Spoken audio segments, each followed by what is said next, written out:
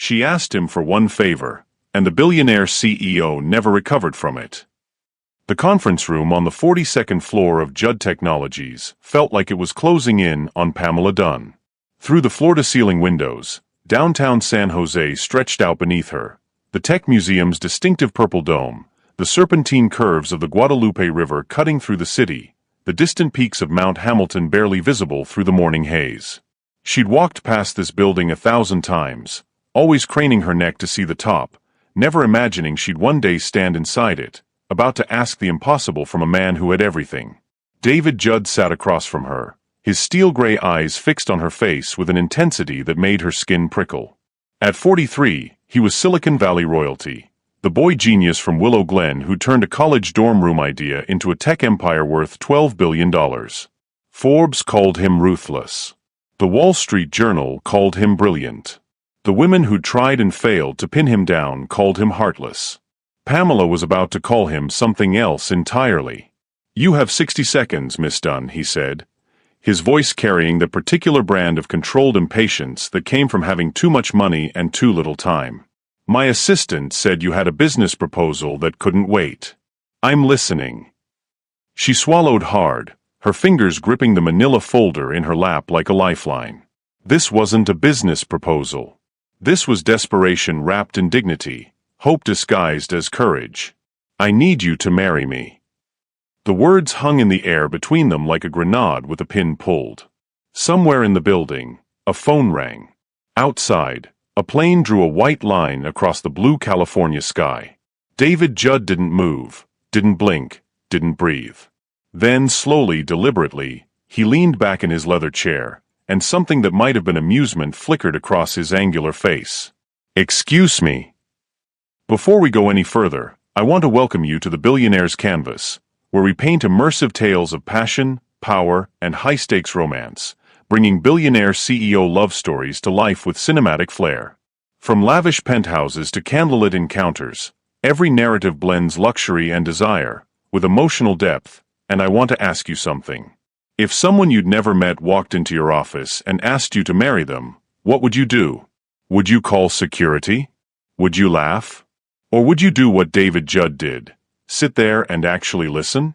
Drop your answer in the comments, and while you're here, tell us where you're watching from and hit that subscribe button too. Your love and support helps us keep these stories coming every day.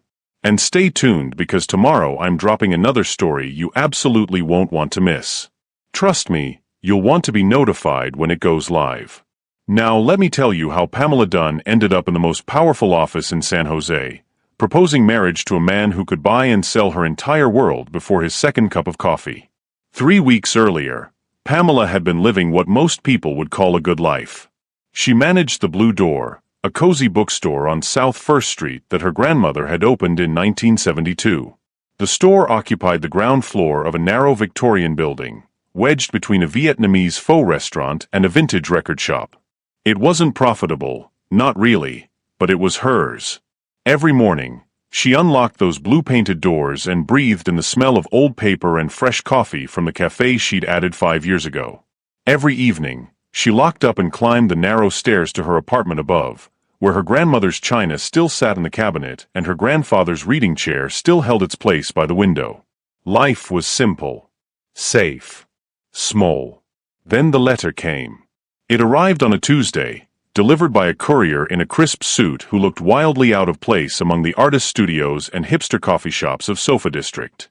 The envelope was heavy, expensive. Inside, legal words swam before her eyes: development project, property acquisition, fair market value, 30 days to vacate. Judd Technologies was buying the entire block. They were building something, an innovation hub, a tech campus, one of those gleaming glass monuments to the future that kept sprouting up around San Jose like mushrooms after rain. The pho restaurant would go. The record shop would go. The Blue Door would go. Pamela would receive compensation, of course. Enough to relocate, they said. Enough to start over somewhere else.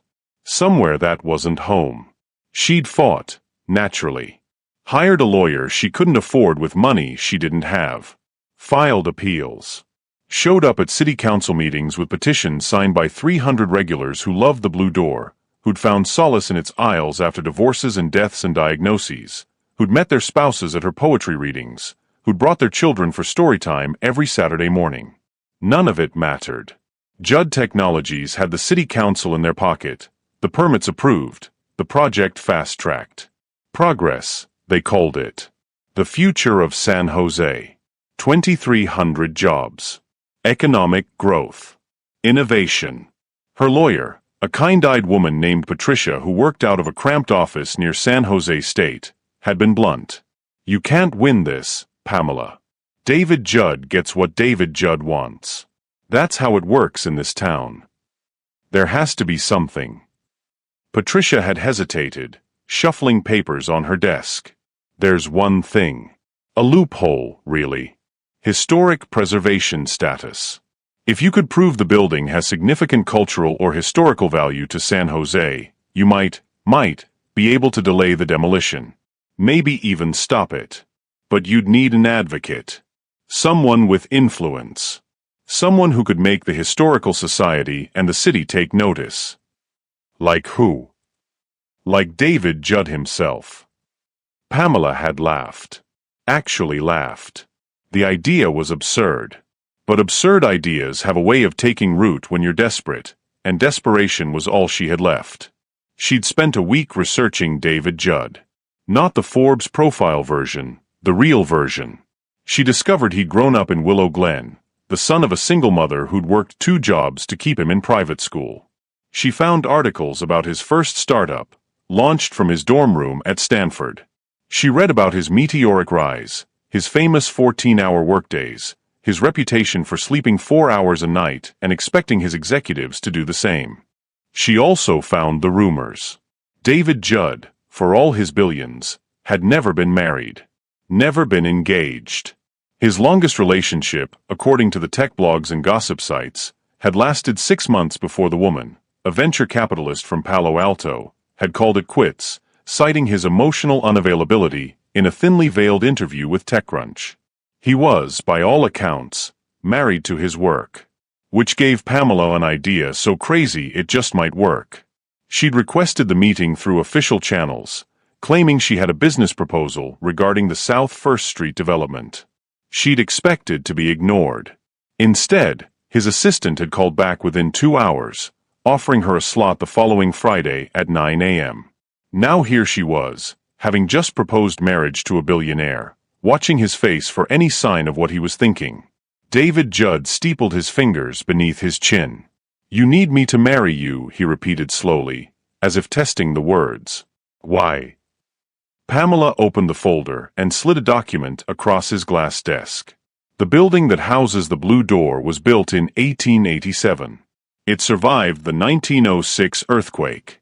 During the 1960s, it was a meeting place for Cesar Chavez and the farm worker movement. My grandmother bought it in 1972 and turned it into the first bilingual bookstore in Santa Clara County. It has significant historical and cultural value to San Jose. And yet the Historical Society rejected your preservation application. He hadn't looked at the document. He was still watching her. They need someone influential to champion the cause. Someone who matters in this city. She met his gaze, refusing to flinch. "That's where you come in. You want me to advocate against my own development project. I want you to advocate for preserving San Jose's history. There are other blocks you can buy. Other locations for your innovation hub. All less strategically positioned. All requiring months of additional environmental review and permits." He finally looked down at her document, scanning it with the quick efficiency of a man who read hundreds of pages a day. "You've done your homework." "I care about my home, Mr. Judd. I'm willing to fight for it. By proposing marriage to a stranger." Heat crept up her neck. The Historical Society takes applications more seriously when they come from prominent San Jose families. If I were married to you, even temporarily, my preservation request would carry weight. Your name would open doors. 6 months. That's all I'm asking. A marriage of convenience. We'd barely need to see each other. And in exchange. In exchange for what, exactly? He leaned forward, and she caught the scent of his cologne, something expensive and understated. What do I get out of this arrangement? She'd prepared for this question. Positive press. The tech blogs love to paint you as the villain destroying San Jose's character. Imagine the headlines if David Judd, billionaire CEO, champions historic preservation. If he shows he cares about the city's soul, not just its profit margins. I don't care about headlines. Everyone cares about headlines, Mr. Judd. Especially when they're about to launch a new product line and need public goodwill. She'd done her homework there too. Judd Technologies was set to unveil a controversial AI system in 3 months. Early reviews questioned the ethics of its data collection methods. 6 months of being married to a bookstore owner who's fighting to preserve her grandmother's legacy? That's the kind of human interest story that softens edges. Something shifted in his expression. Not quite respect, but close. You're smarter than you look. I'm smarter than you think, she corrected. Do we have a deal? He stood, walking to the window, his back to her. From this height, San Jose looked like a circuit board, organized, efficient, controllable. Pamela wondered what it felt like to look down on a city and see property values instead of people, investments instead of memories. No, he said finally. The word hit like a physical blow. Pamela felt something crack inside her chest. She'd known it was a long shot, but hearing him refuse. However, he continued, turning to face her, I have a counterproposal. She waited, not trusting her voice. 1 year, not 6 months. And you don't just marry me, you live with me. Attend events with me. Convince the world this is real. I need more than a paper marriage, Miss Dunn. I need a relationship people believe in. Why? Because I'm tired of being asked about my personal life in every interview. I'm tired of my mother calling every Sunday to inform me I'm going to die alone. I'm tired of board members wondering if I'm capable of human connection. His voice was matter-of-fact, but something raw flickered beneath it. You want your building saved. I want 1 year of domestic peace. We both get what we need. And after a year? Quiet divorce. Mutual agreement. You get your building's historic status secured in writing. I'll make sure of it. I get a year without people questioning whether I'm capable of love. The word love sounded strange in his mouth, like a foreign language he'd learned to pronounce but never truly speak. Pamela stood on shaking legs. This was insane. This was beyond anything she'd imagined when she'd walked into his office. Living with him? Pretending to love him? But the blue door. I need to think about it, she said. You have until Monday. He returned to his desk, already pulling up something on his computer. The meeting was over. My assistant will show you out. Pamela made it to the elevator before her hands started trembling. She made it to the lobby before doubt crashed over her like a wave. She made it all the way to her car, a 15-year-old Honda Civic parked in the visitor lot, before she put her head on the steering wheel and let herself feel the full weight of what she'd just done. She'd walked into a billionaire's office and asked him to marry her. And he'd said yes. Sort of. That weekend, Pamela told no one. She opened the blue door on Saturday morning like always, made coffee for the regulars, recommended books to browsers, hosted the children's story time where she read Where the Wild Things Are to 14 kids who sat cross-legged on the worn carpet. She smiled and chatted and moved through the familiar rhythms of her life, all while a timer ticked in her head. Monday. Monday. Monday.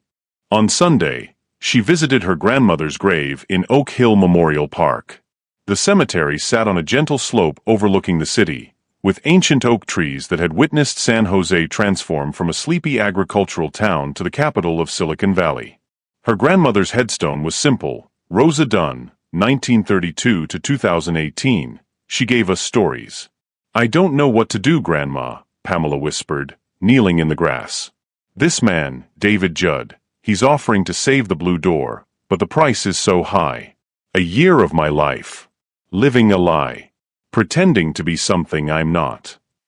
The wind rustled through the oak leaves. A hummingbird darted past, iridescent in the afternoon sun. You always told me that home isn't just a place, it's a feeling. It's where your story lives. Pamela touched the headstone, warm from the sun.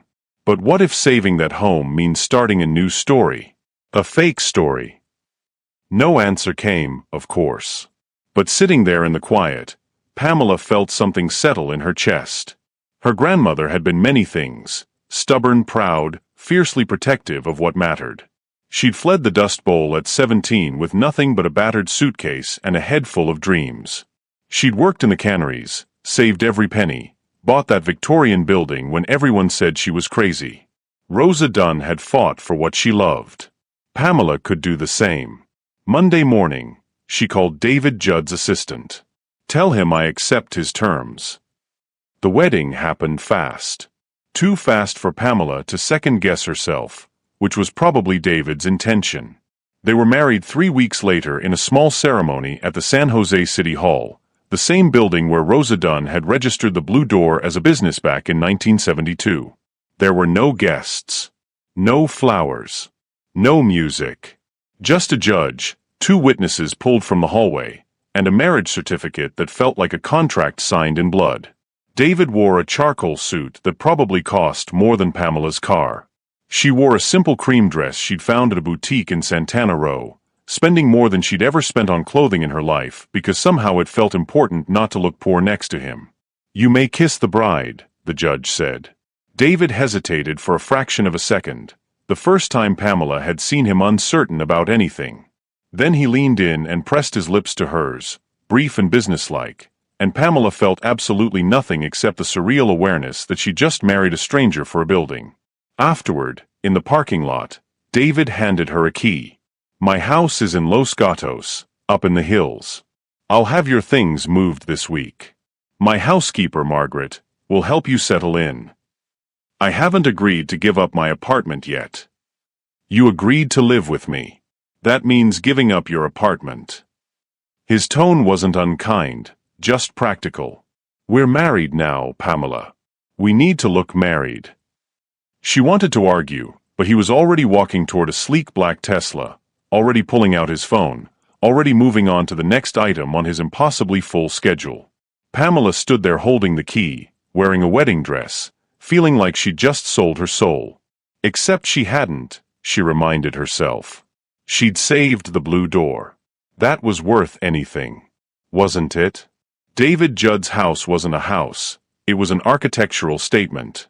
Perched in the Los Gatos Hills with a view that stretched from downtown San Jose to the San Francisco Bay, it was all clean lines and floor-to-ceiling windows, all pale wood and polished concrete. The kind of house that appeared in design magazines with captions like "Minimalist Masterpiece" and "Where Tech Meets Tranquility."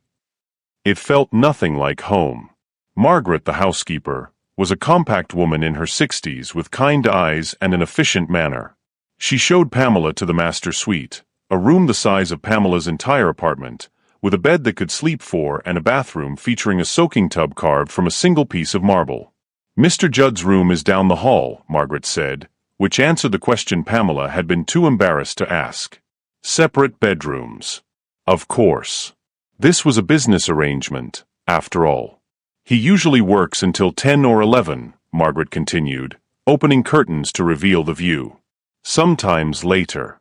He takes his coffee black, breakfast at 6:30 if he's home. He's particular about his schedule, but not difficult. Just focused." "Focused," Pamela repeated. "Is that code for something?" Margaret's smile was small but genuine. "He's a good man, Mrs. Judd. Lonely, but good. Maybe you'll be good for each other." Mrs. Judd. The name felt like a costume that didn't quite fit. That first week, Pamela barely saw her husband. He left before she woke and returned after she'd gone to bed. They were 2 strangers orbiting the same expensive space, connected by a legal document and nothing else. She spent her days at the Blue Door, which now had a reprieve thanks to David's intervention with the Historical Society. Her application for historic preservation status was being reconsidered, which meant David had made a phone call, and doors that had been slammed shut were suddenly cracking open. Her nights she spent in that beautiful empty house, eating dinners that Margaret left in the refrigerator, reading in rooms too perfect to feel lived in, wondering what the hell she'd gotten herself into. Then came the first event. "There's a charity gala Saturday night," David said, appearing in the doorway of what Pamela had claimed as her reading room. It was Thursday evening, nearly 9 o'clock, the earliest she'd seen him all week. "Cancer research fundraiser at the Fairmont. We need to make an appearance." Pamela looked up from her book. He'd loosened his tie, rolled up his sleeves. For the first time, he looked almost human, almost approachable. "I don't have anything to wear to a gala. I've arranged for a stylist to come tomorrow. She'll bring options." He paused, studying her. "You'll need to be comfortable with physical affection. These events, people will expect to see us act like a couple." "What does that mean, exactly?" "It means I'll put my arm around you, hold your hand, introduce you as my wife." His expression was unreadable. "Can you do that?" Pamela thought about the kiss at City Hall, brief, perfunctory, meaningless. "I can do that." "Good." He turned to leave, then stopped. "Pamela." "Yes. Thank you for doing this." The words sounded rusty, like he didn't use them often. "I know it's not easy." After he left, Pamela sat very still, her book forgotten in her lap. It was the first real thing he'd said to her since their wedding. The first acknowledgement that this arrangement might be difficult for both of them. Maybe Margaret was right.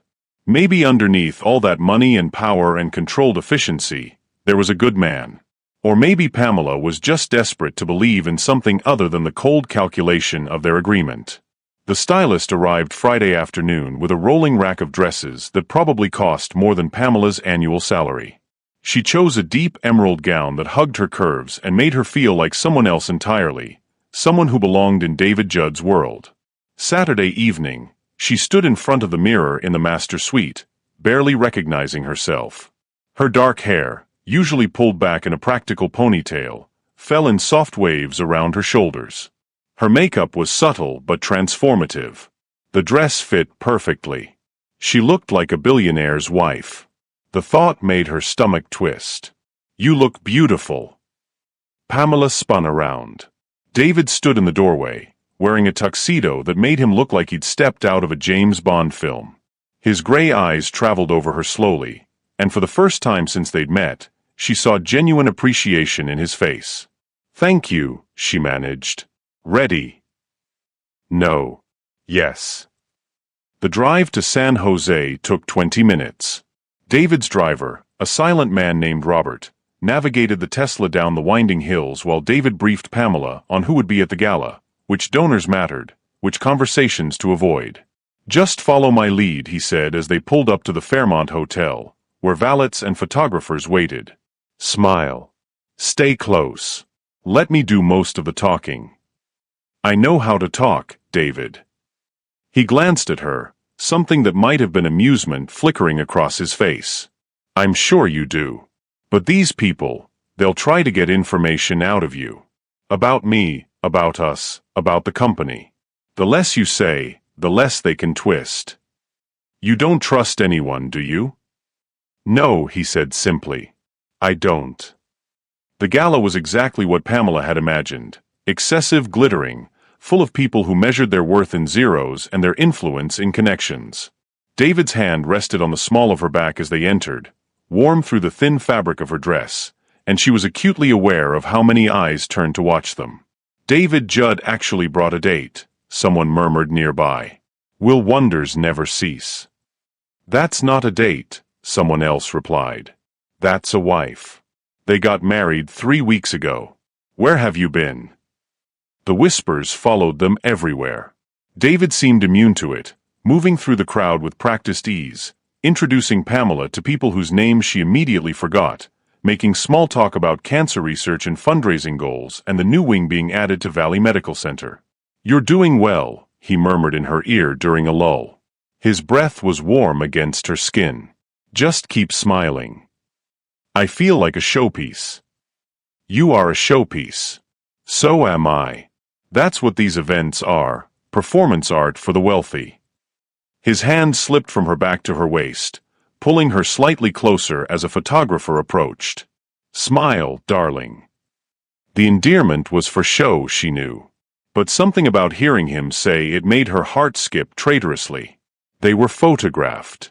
They made the rounds. They wrote a check for an obscene amount of money to the Cancer Research Foundation. And through it all, Pamela was intensely aware of David's presence beside her. His hand on her back, his arm around her shoulders, the way he leaned in when she spoke as if her words were the most important thing in the room. He was a good actor, she thought. Very convincing. It wasn't until later, when they were in a quiet corner and David was deep in conversation with another tech CEO, that Pamela found herself approached by a woman in a stunning red dress. She was beautiful in that polished, expensive way. Perfect skin, perfect hair, perfect smile that didn't reach her eyes. You must be the new Mrs. Judd, the woman said, extending a hand. Vanessa Hartley. I'm a venture capitalist with Redwood Partners. Pamela shook her hand, recognizing the name from her research. This was the ex-girlfriend. The one who'd called David emotionally unavailable. Nice to meet you. I have to say, I'm shocked. Vanessa's smile sharpened. David swore he'd never marry. Said commitment was a distraction from building empire. What changed his mind? Pamela felt David tense beside her, though he didn't look over. I did, Pamela said smoothly. Some people are worth changing for. How romantic. Vanessa's tone suggested she didn't believe a word of it. I hope you know what you're getting into. David's first love is his company. His second love is his company. There's not much room for anything, or anyone else. Then I guess I'll have to make room, Pamela replied, surprising herself with the edge in her voice. David's hand tightened on her waist. Warning or support, she wasn't sure. Vanessa studied them both for a long moment, then laughed. Well, good luck to you both. You're going to need it. After she walked away, David leaned down to whisper, You didn't have to defend me. Yes, I did. We're married, remember? That's what wives do. Even fake ones. Pamela looked up at him, at this man she'd known for barely a month, this stranger she'd promised a year of her life to. Even fake ones. Something shifted in his expression, something she couldn't quite read. Then the moment passed, and he was guiding her toward another group of donors, another round of performance art. But on the drive home, as the city lights blurred past the window and David sat beside her in silence, Pamela caught him glancing at her. Not the calculated assessment of a businessman evaluating an asset. Something else. Something almost curious. What? She asked. You surprised me tonight. The way you handled Vanessa. She was rude. She was testing you. They all were. He turned to face her fully, and in the dim light of the car, his features softened. You passed. Is that what this whole year is going to be? Tests. Probably. He didn't apologize for it. But for what it's worth, you're better at this than I expected. At pretending to be your wife. At being my partner. The word hung between them, meaning more than it should. When they got home, David didn't disappear to his office like usual. Instead, he followed Pamela into the kitchen, where she was hunting for the tea Margaret kept stocked. Let me, he said, reaching past her for the kettle. You don't have to. I know. He filled the kettle, set it on the stove. I want to. They stood in silence while the water heated, and Pamela was acutely aware of how close he was, how the kitchen suddenly felt much smaller than usual. Why did you really agree to this? She asked quietly. It's not just about what people think, is it? David was quiet for so long she thought he wouldn't answer. Then, my mother is dying. Cancer. Stage 4. Pamela's breath caught. David. She has maybe 6 months. Maybe less. He stared at the kettle as if it held answers. All she wants is to see me settled. Happy. She spent the last year telling me that all my success means nothing if I die alone. That money can't keep you warm at night. That I'm going to end up a bitter old man with nothing but quarterly reports and patent filings. She sounds wise. She's right. He looked at Pamela then, really looked at her, and she saw something raw and vulnerable beneath his usual control. I've built an empire, Pamela. I've changed the world, or at least that's what the magazines say. But I go home every night to an empty house. I eat dinner alone. I fall asleep alone. And I wake up thinking about code and profits and market share, and somewhere along the way, I forgot how to think about anything else. So you married a stranger. I married someone who reminded me that there are things worth saving besides companies and stock prices. The kettle whistled, and he poured water over the tea leaves she'd selected. You're fighting for your grandmother's legacy. For a place that means something beyond its property value. That's more real than anything in my world. Pamela accepted the mug he handed her, their fingers brushing. Your mother doesn't know this is fake, does she? No. And she can't know. His voice was firm. Let her believe I finally found someone. Let her die thinking I won't be alone. It was the saddest thing Pamela had ever heard. This brilliant, powerful man, using their arrangement to give his dying mother peace. I'll help you, she said softly. However you need me to. We'll make her believe it's real. Thank you. They drank their tea in silence, standing in his expensive kitchen while the house settled around them. And for the first time since their wedding, Pamela felt like maybe, just maybe, they were becoming something more than strangers bound by a contract. Maybe they were becoming friends. The following weeks fell into a rhythm. Pamela spent her mornings at the Blue Door, which was thriving under the attention their marriage had brought. Apparently, everyone wanted to visit the bookstore that had one David Judd's heart. Sales were up 30%. Her afternoon she spent preparing for life as David's wife, meeting with his publicist to coordinate their public image, working with Margaret to plan the dinner party they'd host for his board members, learning to navigate the strange waters of Silicon Valley society. Her evenings she spent with David. It started small. He'd come home earlier, 7 instead of 11. They'd eat dinner together, talking about their days. She'd tell him about the customer who'd proposed to his boyfriend between the poetry and philosophy sections, and he'd tell her about the merger negotiation that had nearly fallen apart over a comma in the contract. They'd laugh. Actual, genuine laughter. Then they started watching movies together, curled up on opposite ends of his massive couch. Then taking walks around the Los Gatos Hills after dinner. Then having breakfast together before he left for the office. Somewhere in there, without either of them noticing exactly when it happened, the pretending started feeling less like acting and more like living. 2 months into their marriage, David's mother came for dinner. Catherine Judd was a small woman made smaller by illness, but her eyes were sharp and warm when she looked at Pamela. So you're the miracle worker who tamed my impossible son. Mom, David started, but Catherine waved him off. Let me have this, David. I've been waiting 30 years to meet the woman who could make you slow down long enough to fall in love. Pamela caught David's eye across the table. The lie sat heavy between them, but his mother's joy was so genuine, so bright in the face of her dying, that Pamela couldn't regret it.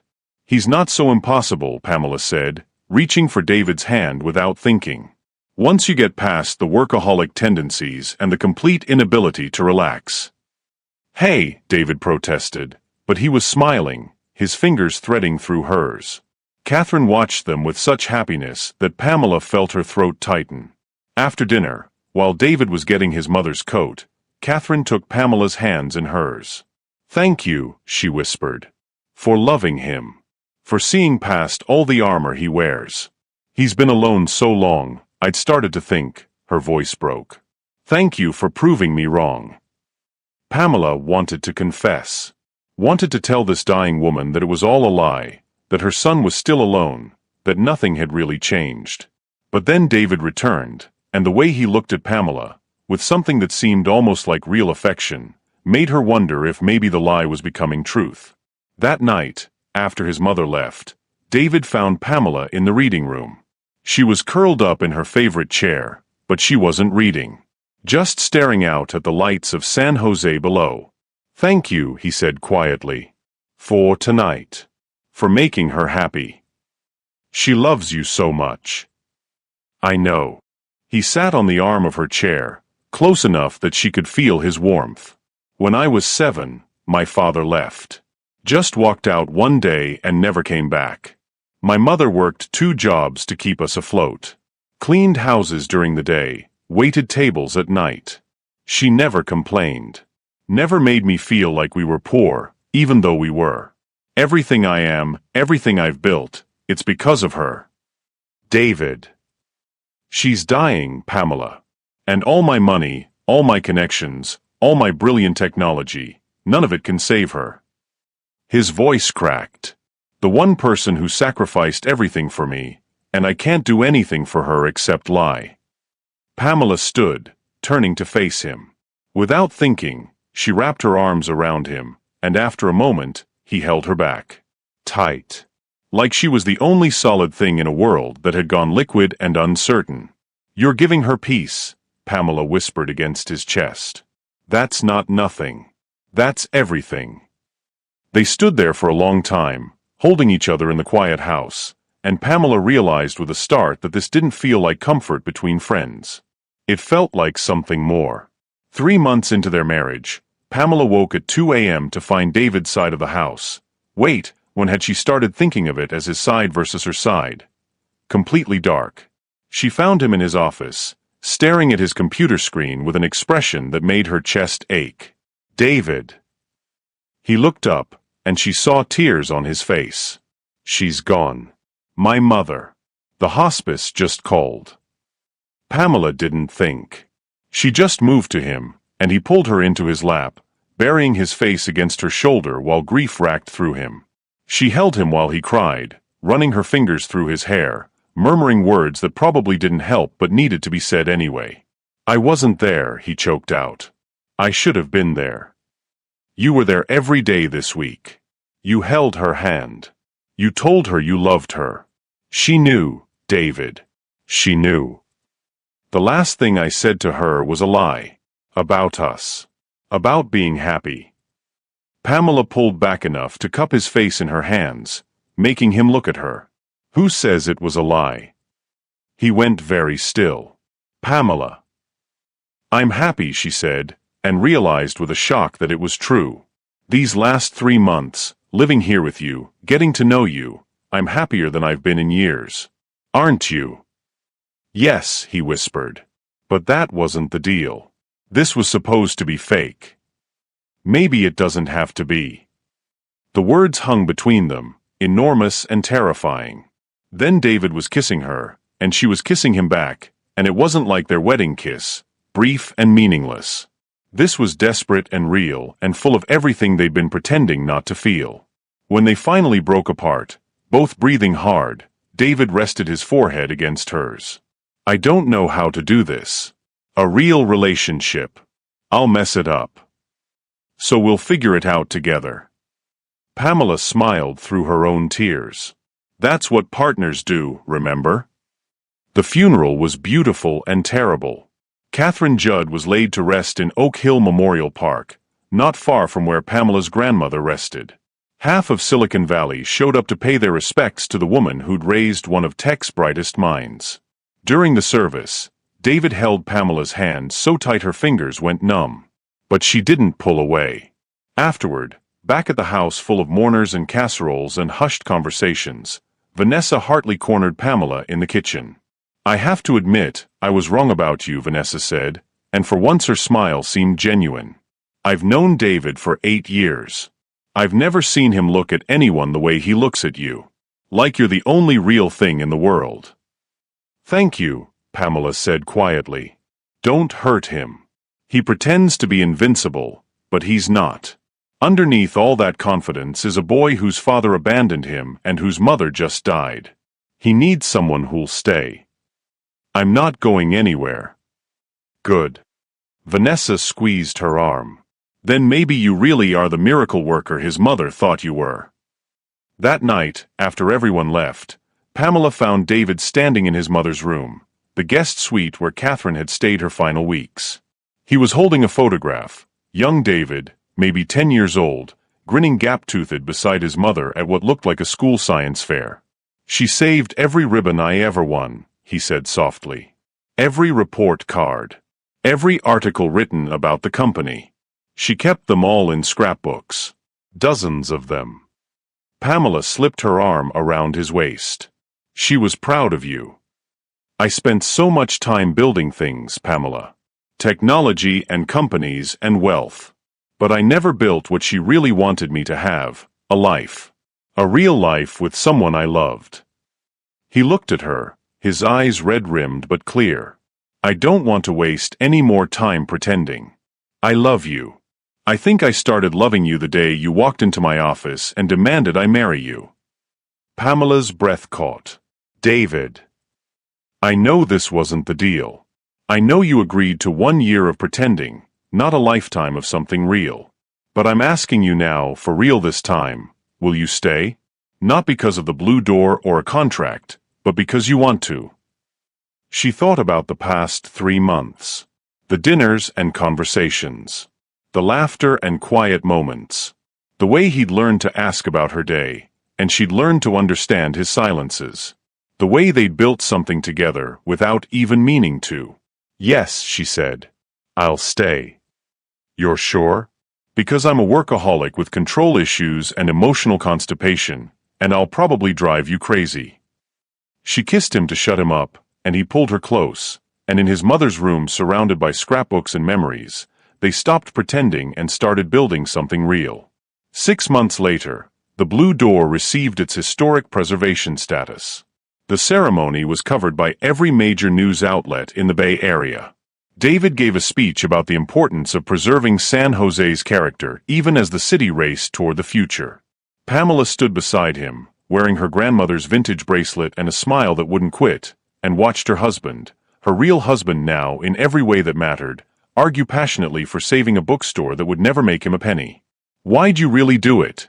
she asked him later, back at the bookstore, sitting in the bay window that overlooked South First Street. David looked around at the shelves her grandmother had built, the reading nook where 3 generations of San Jose residents had discovered their love of stories, the worn floorboards that had witnessed so much life. "Because you were right," he said. "Some things are worth more than their property value.